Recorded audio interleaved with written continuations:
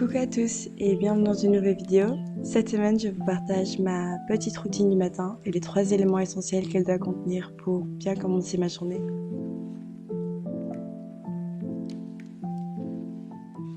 Alors, j'ai remarqué en essayant plusieurs routines du matin qu'il y a 3 choses qui reviennent tout le temps et qui me rendent personnellement le plus heureuse. J'espère que ça peut vous aider, mais c'est pas une liste de choses exhaustives que vous pouvez appliquer et en un coup que toute votre vie sera heureuse et parfaite. Je me prétends pas avoir trouvé une recette secrète, mais comme je pourrais partager avec mes amis des bons petits tuyaux, je vous partage ce qui fonctionne pour moi en espérant que ça peut vous aider. Alors, la première chose, c'est de faire quelque chose pour mon corps. La deuxième chose, c'est de faire quelque chose pour mon esprit ou pour mon bien-être, qui est souvent en relation avec comment je me sens émotionnellement. Et puis, la troisième chose, c'est de faire quelque chose pour moi, dans le sens de travailler sur quelque chose sur lequel je dois m'améliorer ou que je suis encore en apprentissage. Commencer la journée par bouger son corps est par expérience personnelle la meilleure manière que j'ai trouvée pour commencer ma journée. C'est une manière efficace de se vider la tête et surtout de faire un petit check-up sur notre corps. Mes activités préférées, si vous me suivez sur cette chaîne, vous le savez sûrement, c'est d'une part le yoga, mais quand j'ai pas envie de faire une séance de yoga, j'aime aussi bien faire la corde à sauter ou aller faire une petite course à pied. Bien sûr, libre à vous d'aller vous balader avec votre chien ou d'aller nager 1 kilomètre.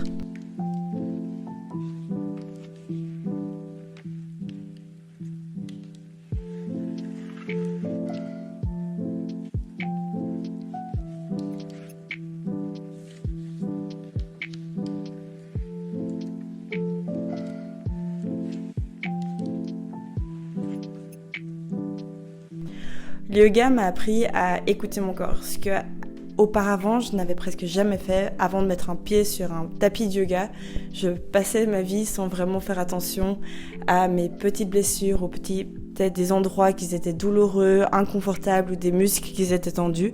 Et depuis que je fais ça durant mes sessions de yoga le matin, je remarque vraiment où j'ai mal, où sont les petits endroits qui m'embêtent un peu et j'essaye d'aligner ma pratique avec ces petites choses. En plus, c'est aussi un moment de réalisation de la chance que j'ai d'avoir ce corps qui fonctionne et de me montrer à moi-même que je le respecte et que j'ai envie de prendre le mieux soin de cette enveloppe que je vais garder toute ma vie. De plus, à côté de mon expérience personnelle, scientifiquement, on sait qu'après 20 à 30 minutes de pratique sportive, notre corps se met à synthétiser une neuropeptide qui s'appelle l'endorphine, qui est synthétisée par 2 glandes cérébrales, l'hypophyse et l'hypothalamus. Et cette hormone est libérée donc dans les moments d'effort physique et va directement agir sur les douleurs. Il provoque également une sensation de relaxation et de bien-être et parfois, en certains cas, d'euphorie. Donc c'est pour ça que vous allez sûrement avoir un moment de pure joie ou de grand sourire après une session de yoga ou après une course.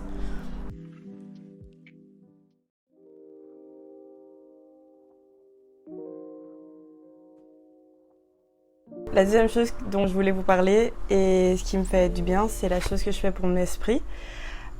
Pour moi, ce que je vais faire pour ma tête, c'est d'écrire. Ça a toujours été ma manière d'exprimer mes émotions et de faire un petit check-up, cette fois-ci pas de mon corps, mais faire un check-up de ma tête. Ça m'aide à défouler toutes mes émotions. Je pratique le free writing, donc c'est que tu commences à écrire quelque chose sur un sujet banal, donc ça peut être ta journée ou ce que tu as envie de faire demain, n'importe. Et en fait, sans réfléchir, sans aucun jugement, tu continues à écrire et normalement, si tu n'as aucun jugement, tu vas finir par écrire sur un sujet qui te tient à cœur ou sur un sujet peut-être que tu n'as pas encore complètement digéré. Et donc souvent, ces sujets-là, ça va être des sujets que par la suite, je vais pouvoir discuter avec mes amis ou avec ma famille, n'importe, et mettre les choses au clair sur quelque chose que peut-être je devais encore discuter avec quelqu'un. Bien sûr, la chose la plus importante ici, c'est d'écrire sans jugement. Donc, la seule manière que personnellement j'arrive à écrire sans jugement est de le faire savoir que personne ne va lire mon livre. Libre à vous de le faire en écrivant ou en respirant pour que tout reste dans vos têtes si vous avez peur que quelqu'un lise le bouquin.